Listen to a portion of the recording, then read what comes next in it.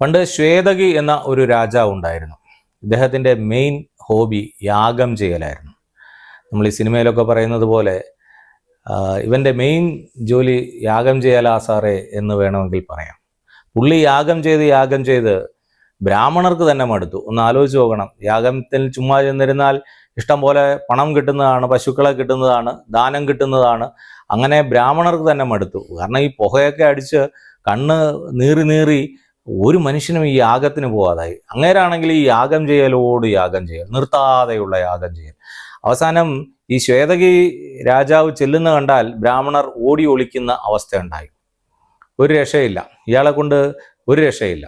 അവസാനം ഇങ്ങനെ ബ്രാഹ്മണരെ കിട്ടാതെ വലഞ്ഞു, പലയിടത്തും ചെന്നു, ബ്രാഹ്മണരൊക്കെ ഓടി ഒളിച്ചു. അവസാനം കുറച്ച് ബ്രാഹ്മണരെ കണ്ടെത്തിയപ്പോൾ ആ ബ്രാഹ്മണർ പറഞ്ഞു, ഞങ്ങളുടെ ആരോഗ്യം വല്ലാതെ ക്ഷയിച്ചു പോയി, ഞങ്ങൾക്ക് ഇരുന്നിരുന്ന് മടുത്തു, അതുകൊണ്ട് വല്ല ശൂദ്രനെയും ചെന്ന് യാഗത്തിന് വിളിക്കണം എന്ന് കളിയാക്കി ഇവർ പറയുകയുണ്ടായി. രാജാവിന് വലിയ വിഷമമായി. ദൈവകാര്യമായ യാഗമാണ്, ഈ ബ്രാഹ്മണർ തന്നെ ഇങ്ങനെ തുടങ്ങുന്നു, എന്ത് ചെയ്യാൻ പറ്റും? ഈ രാജാവ് പോയി പരമശിവനെ തപസ് ചെയ്തു. കുറേ നാളത്തോളം തപസ് ചെയ്തു. 16 ദിവസത്തിലൊരിക്കൽ ആഹാരമൊക്കെ കഴിച്ച് അങ്ങനെ ഗംഭീര തപസ് ചെയ്തു.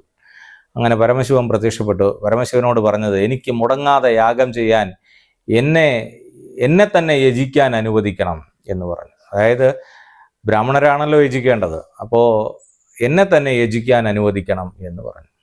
അപ്പോൾ പരമശിവൻ പറഞ്ഞു, ഏതായാലും ഇപ്പോൾ അത് സാധ്യമല്ല, നീ ഒരു 12 വർഷം, അതിന് ഞാൻ അധികാരിയുമല്ല, നീ ഒരു 12 വർഷം മുടങ്ങാതെ അഗ്നിയെ ഹോമം ചെയ്യാൻ പറഞ്ഞു.